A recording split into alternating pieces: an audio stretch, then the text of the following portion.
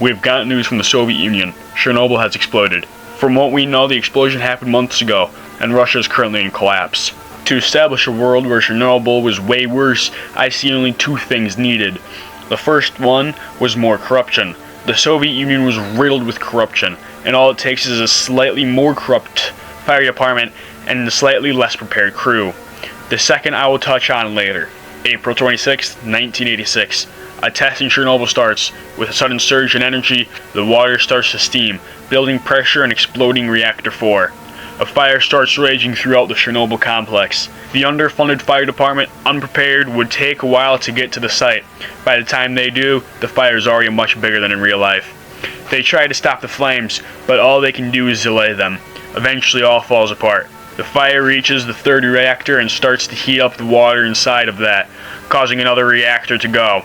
With too much fire raging, the Soviet Union has no means getting the water out from under the lava. Even more steam spews out because the lava falls into the water. With two reactors spewing radioactive chemicals into the air, the emergency is getting worse.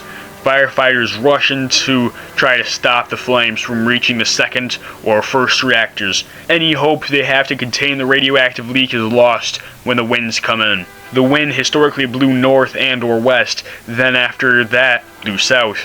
But if we change it to go south immediately with stronger winds, Ukraine would be hit much harder. As radiation starts to fly throughout Ukraine, slowly affecting anything it touches, leaders start to worry. Without the winds going north, the Swedes would not be able to warn the world. The radiation gets into the water supply, infests the soil, and starts to kill trees. The water supply near Chernobyl becomes infested, spreading the water through Ukraine slowly. People in Pripyat are evacuated without notice. Other nearby towns will still be drinking the infected water without any evacuation. After many days of the wind pushing more and more nuclear radiation southward, more and more people fall ill. Dozens of people start to die. Nothing major enough for the Soviets to act more than they are now. The Soviets' #1 priority is to contain Chernobyl. With the major international community not knowing what is going on, any major evacuation and operation could draw suspicion. As the weeks go by and the death toll rises from a few dozen to a few hundred, a worse fate for Ukraine starts to set in. With radiation in the air, soil, and water, the possibility for growing crops is reduced. After maybe a month or two, Chernobyl is covered up and contained. Right after the disaster, they are hit with another. Just under 20% of the Soviet Union's food supply is cut. Without Ukraine able to produce as much food, the Soviets are put on two paths. They can either increase import of food so they are now reliant on the West to support them, or they can start implementing rations. Gorbachev, wanting to cover up the massive failure, would increase imports by % more than normal, but not out of the ordinary, around 5%. Most food would go to mainland Russia, and not to the other SSRs. Gorbachev, knowing that his power is waning, he wants to consolidate control where he can. His policies have decreased in the amount they are used. All reports about Chernobyl or decrease in food production are covered up. With many of the hardliner communists seeing what is happening, the likelihood of a coup attempt starting earlier is increased. They see Gorbachev as weak and unable to handle a crisis. In 1989, they would deploy their coup. They would fail, but with much of Ukraine seeing a hunger crisis, they might join in a civil war.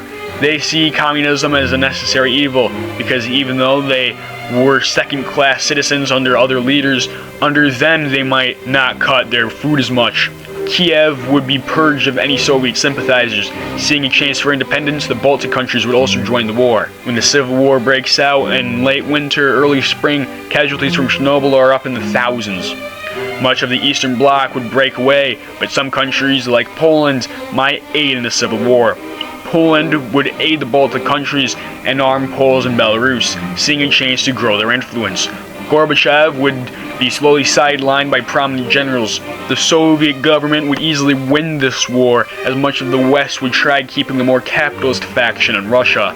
At the same time, they would also fund Yeltsin, undermining the government. When the Civil War is done, the Baltics are already under the influence of the Poles, and Poland has already moved in to reoccupy lost lands in Belarus. The Warsaw Pact is destroyed and the Soviets are on the brink of collapse. NATO would swoop in and try to get as many countries to join, most prominently Poland. East Germany would resist any moves of reunification, but with no Soviet Union to protect the communist government would fold and unify. Gorbachev speaks no resistance to the expansion of NATO, mostly because he can't. Much of the former Warsaw Pact would join NATO. Gorbachev would resign, leaving Yeltsin in power.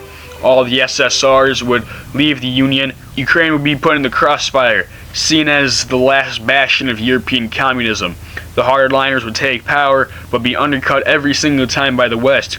With nobody to stop them, in 1990, Ukraine's opposition party takes power. Going back a few years, with the fall of the Soviet Union under Reagan, his popularity would start to climb.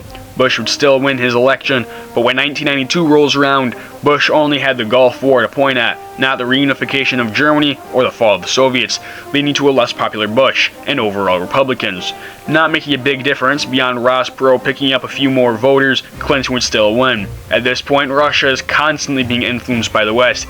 Any hope of power consolidation like under Putin would be limited. If Russia ever became less Western, it would hold a lot less power, with only major influence in the Caucasus. Poland would be seen as the major force in the East.